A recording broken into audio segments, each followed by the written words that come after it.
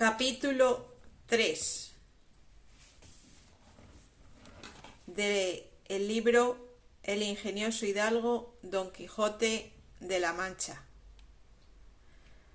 donde se cuenta la graciosa manera que tuvo Don Quijote en armarse caballero.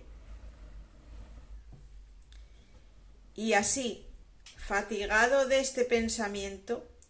abrevió su venteril y limitada cena, la cual, acabada, llamó al ventero y, encerrándose con él en la caballeriza, se hincó de rodillas ante él, diciéndole: «No me levantaré jamás de donde estoy, valeroso caballero, fasta que la vuestra cortesía me otorgue un don que pedirle quiero, el cual redundará en alabanza vuestra y en pro del género humano». El ventero, que vio a su huésped a sus pies y oyó semejantes razones, estaba confuso, mirándole sin saber qué hacerle ni decirle, y porfiaba con él que se levantase, y jamás quiso hasta que le hubo de decir que le otorgaba el don que le pedía. «No esperaba yo menos de la gran magnificencia vuestra, señor mío», respondió Don Quijote, «y así os digo que el don que os he pedido y de vuestra liberalidad me ha sido otorgado es que mañana en aquel día me habéis de armar caballero, y esta noche en la capilla de este vuestro castillo velaré las armas, y mañana, como tengo dicho, se cumplirá lo que tanto deseo para poder, como se debe, ir por todas las 4 partes del mundo buscando las aventuras en pro de los menesterosos, como está a cargo de la caballería y de los caballeros andantes, como yo soy, cuyo deseo a semejantes fazañas es inclinado». El ventero, que, como está dicho, era un poco socarrón y ya tenía algunos barruntos de la falta de juicio de su huésped, acabó de creerlo cuando acabó de oírle semejantes razones, y, por tener que reír aquella noche, determinó de seguirle el humor, y así le dijo que andaba muy acertado en lo que deseaba y pedía, que tal propuesto era propio y natural de los caballeros tan principales como él parecía y como su gallarda presencia mostraba,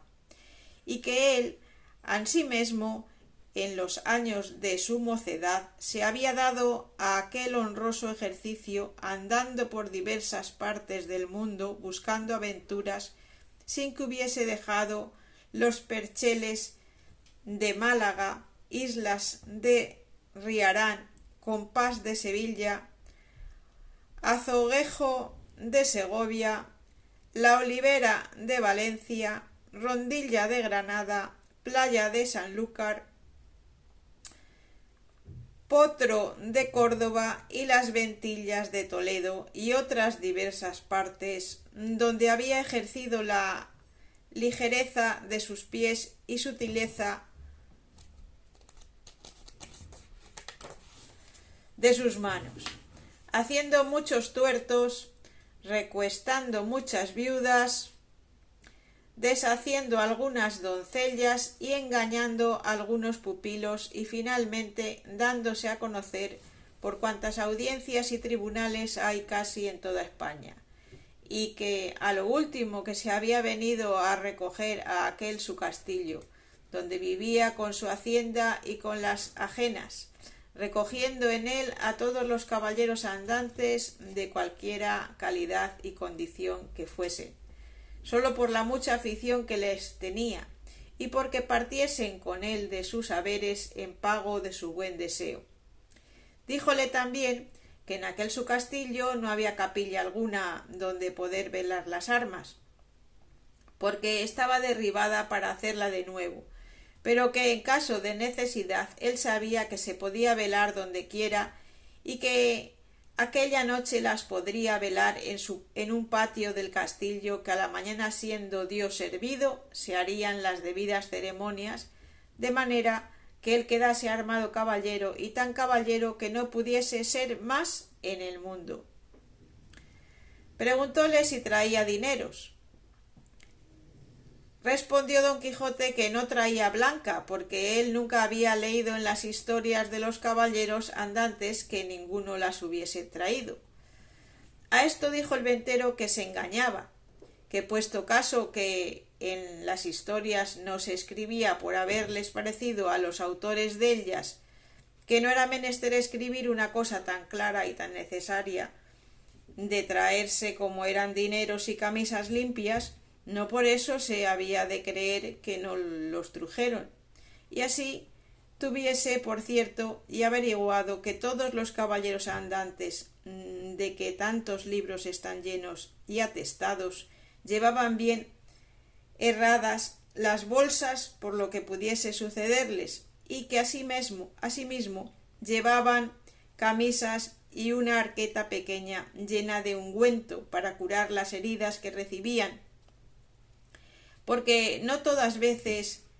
en los campos y desiertos donde se combatían y salían heridos había quien los curase, si ya no era que tenían algún sabio encantador amigo que luego los socorría trayendo por el aire en alguna nube alguna doncella o enano con alguna redoma de agua de tal virtud que, engustando alguna gota de ella, luego al punto quedaban sanos de sus llagas y heridas, como si mal alguno hubiesen tenido, mas que en tanto esto no hubiese,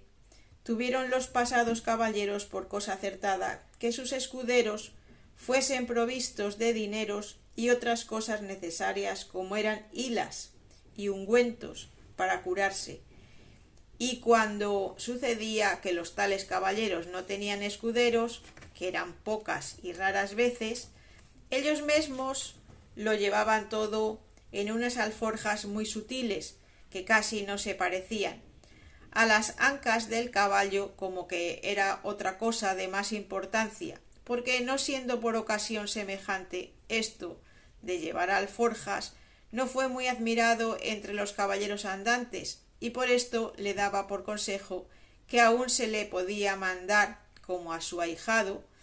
que tan presto lo había de ser, que no caminase de allí adelante sin dineros y sin las prevenciones referidas, y que vería cuán bien se hallaba con ellas cuando menos se pensase. Prometióle don Quijote de hacer lo que se le aconsejaba con toda puntualidad, y así se dio luego orden como velase las armas en un corral grande que a un lado de la venta estaba, y recogiéndolas don Quijote todas, las puso sobre una pila que junto a un pozo estaba, y embarazando su adarga asió de su lanza y con gentil continente se comenzó a pasear delante de la pila, y cuando comenzó el paseo comenzaba a cerrar la noche. Contó el ventero a todos cuantos estaban en la venta la locura de su huésped, la vela de las armas y la armazón de caballería que esperaba. Admiráronse de tan extraño género de locura y fuéronselo a mirar desde lejos, y vieron que con sosegado ademán unas veces se paseaba, otras arrimado a su lanza ponía los ojos en las armas sin quitarlos por un buen espacio de ellas. Acabó de cerrar la noche, pero con tanta claridad de la luna que podía competir con el que se la prestaba, de manera que cuando el novel caballero hacía era bien visto de todos. Antojósele en esto a uno de los arrieros que estaban en la venta ir a dar agua a su recua, y fue menester quitar las armas de don Quijote que estaban sobre la pila, el cual, viéndole llegar, en voz alta dijo: «Oh, tú, quien quiera que seas, atrevido caballero que llegas a tocar las armas del más valeroso andante que jamás se ciñó espada, Mira lo que haces y no las toques, si no quieres dejar la vida en pago de tu atrevimiento. No se curó el arriero de estas razones, y fuera mejor que se curara, porque fuera a curarse en salud. Antes, trabando de las correas, las arrojó gran trecho de sí, lo cual, visto por Don Quijote, alzó los ojos al cielo y, puesto el pensamiento a lo que pareció en su señora Dulcinea, dijo: «Acorredme, señora mía, en esta primera afrenta, que a este vuestro avasallado pecho se le ofrece. No me desfallezca en este primero trance vuestro favor y amparo».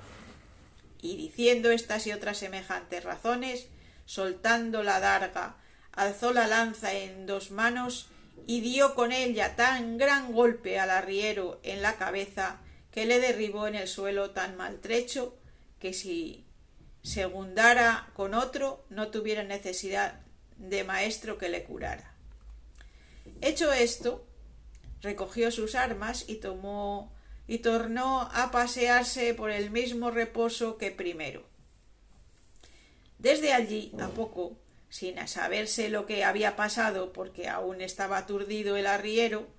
llegó otro con la mesma intención de dar agua a sus mulos, y llegando a quitar las armas para desembarazar la pila sin hablar con Don Quijote palabra y sin pedir favores a nadie, soltó otra vez la adarga y alzó otra vez la lanza, y sin hacerla pedazos hizo más de 3 la cabeza del arriero, porque se la abrió por 4. Al ruido acudió toda la gente de la venta, y entre ellos el ventero. Viendo esto, Don Quijote se embrazó su adarga y, puesta mano a su espada, dijo: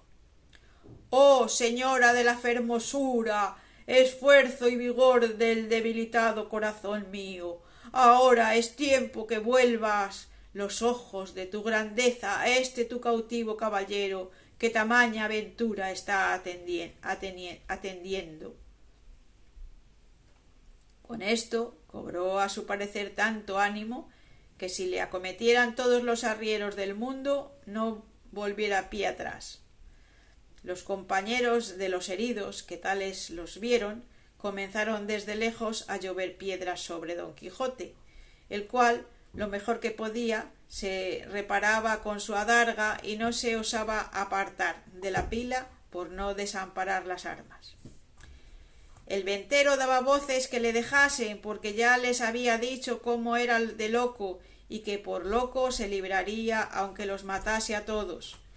También Don Quijote las daba mayores, llamándoles alevosos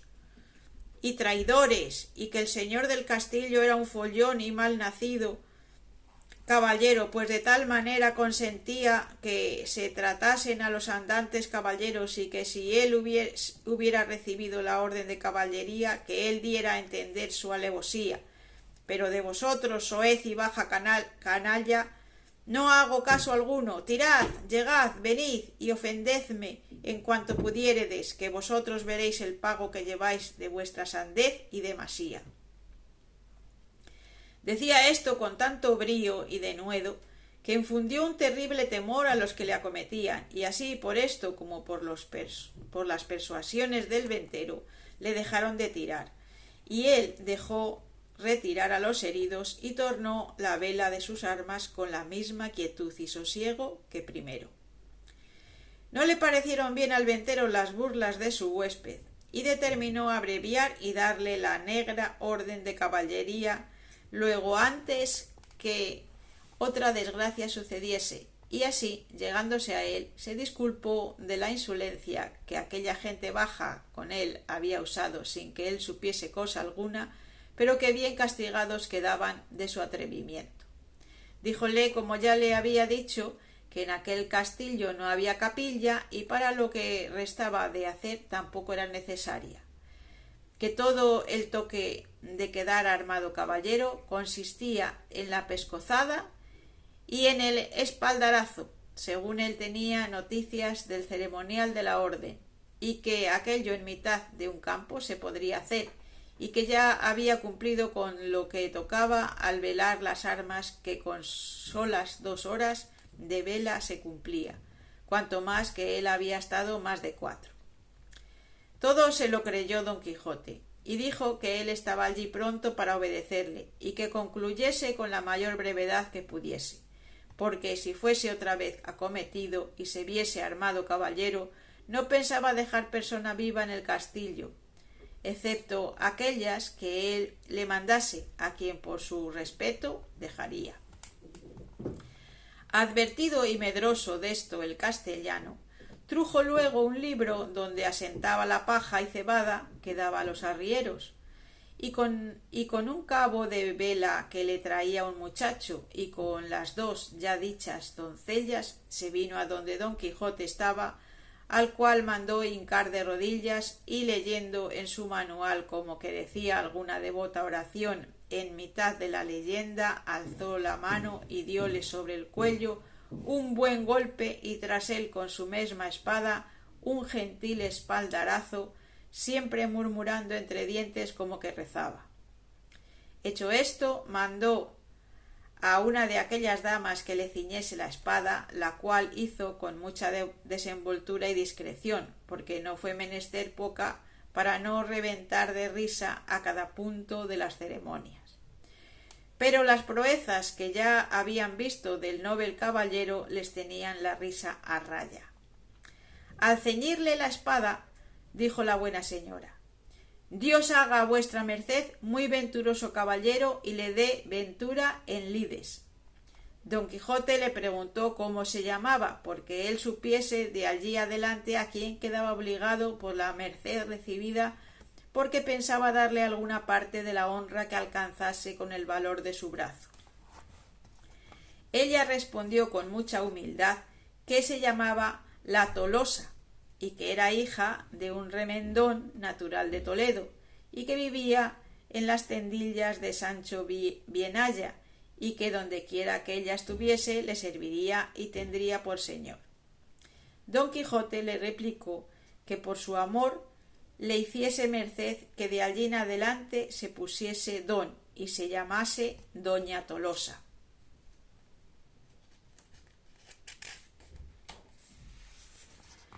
Ella se lo prometió, y la otra le calzó la espuela, con la cual le pasó casi el mismo coloquio que con la de la espada. Preguntóle su nombre y dijo que se llamaba La Molinera, y que era hija de un honrado molinero de Antequera, a la cual también rogó don Quijote que se pusiese don y se llamase Doña Molinera, ofreciéndole nuevos servicios y mercedes. Hechas pues de galope y apriesa las hasta allí nunca vistas ceremonias, no vio la hora don Quijote de verse a caballo y salir buscando las aventuras, y ensillando luego a Rocinante, subió en él, y abrazando a su huésped le dijo cosas tan extrañas, agradeciéndole la merced de haberle armado caballero, que no es posible acertar a referirlas. El ventero, por verle ya fuera de la venta, con no menos retórica, aunque con más breves palabras, respondió a las suyas, y sin pedirle la costa de la posada le dejó ir a buena hora. Aquí termina el capítulo 3, y mañana veremos el capítulo 4, donde cuenta de lo que sucedió a nuestro caballero cuando salió de la venta. Muchas gracias por haber llegado hasta aquí, y nos vemos mañana en el siguiente capítulo. Que tengas un gran día, corazón.